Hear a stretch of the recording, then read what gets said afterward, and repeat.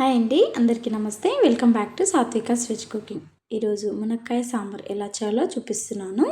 Summer వచ్చింది కదండి, మనము ఓన్లీ ఫ్రై కాకుండా ఇలా లిక్విడ్ కూడా చేస్తూ ఉండాలి.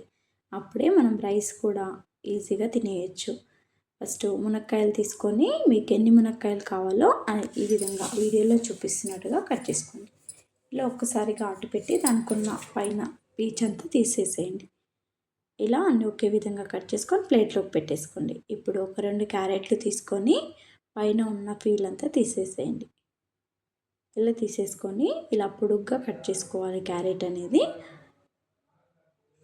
ఇప్పుడు ఆనియన్ కూడా ఒకటి తీసుకొని ఇలా పొడుగ్గానే కట్ చేసుకోండి.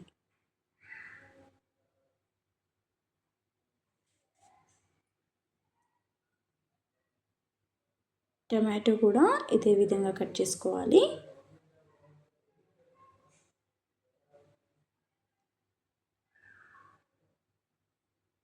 ఇలా అన్ని వెజిటేబుల్స్ అన్నీ ఇలా వీడియోలో చూపిస్తున్నట్టుగా కట్ చేసుకొని పెట్టేసుకోండి.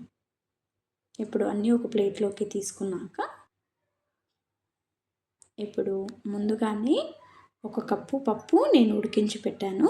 1 గ్లాస్ పప్పుకి 3 గ్లాస్ వాటర్ పోసి 4 విజిల్స్ వచ్చే వరకు ఉడికించుకోండి. ఇప్పుడు ఒక పెద్ద నిమ్మకాయ సైజ్ అంతా చింతపండు నానబెట్టేసుకొని గుజ్జు తీసి పెట్టేసుకోవాలి. ఇప్పుడు స్టవ్ పైన ఒక గిన్నె పెట్టేసుకొని దానిలోకి ఆయిల్ వేసేసేయండి, ఒక 2 టేబుల్ స్పూన్లు. ఇప్పుడు ఒక చిన్న మిక్సీ గిన్నె లేదంటే ఇలా రోట్లో అయినా దంచుకోవచ్చు. కొంచెం జీలకర్ర వెల్లుల్లి వేసేసుకొని దంచుకోండి. ఇలా చూడండి, ఇలా దంచుకొని పెట్టేసుకోండి. ఇప్పుడు ఆయిల్ బాగా హీట్ అయ్యాక కొంచెం జీలకర్ర, ఆవాలు, ఒక 2 లేదా 3 ఎండుమిర్చి కూడా యాడ్ చేసుకోండి.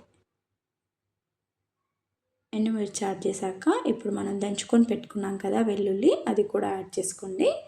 కొంచెం ఇది అయ్యాక దీనిలోకి మునక్కాడలు, మనం ఇందాక వెజిటేబుల్స్ అన్ని కట్ చేసుకున్నాం కదా, మీరు ఏది కట్ చేసుకున్నారో అవి మొత్తం వేసేసేయండి. ఇలా వేసుకొని ఒక 2 సెకండ్స్ అలా కలపండి స్పూన్తో.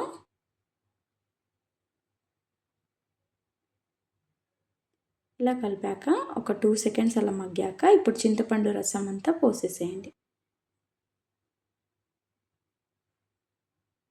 ఒకసారి కలిపి రికాప్ పెట్టేయండి. ఒక 2 సెకండ్స్ అలా ఉడకనివ్వండి.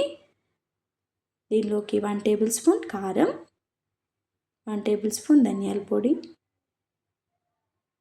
కొంచెం పసుపు, 1 టేబుల్ స్పూన్ సాల్ట్.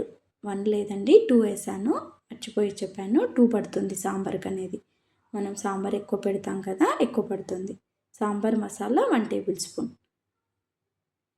ఇప్పుడు గరం మసాలా 1 టేబుల్ స్పూన్ వేసేసుకోండి. ఇప్పుడు వేసాక ఒక్కసారి కలిపి అలా ఒక 2 సెకండ్స్ అలా మగ్గనివ్వండి దాన్ని. ఇప్పుడు పప్పు మొత్తం పోసేసేయండి. మనం ఉడికించుకొని రుబ్బుకొని పెట్టుకున్నాం కదా, అది మొత్తం పోసేసుకోండి.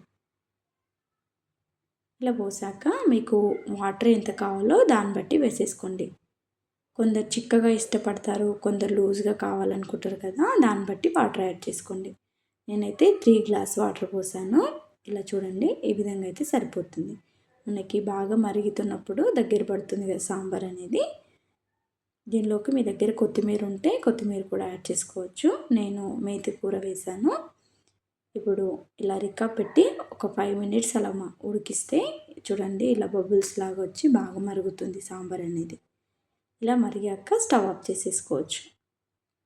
ఒక్కసారి మీరు టేస్ట్ చూడండి.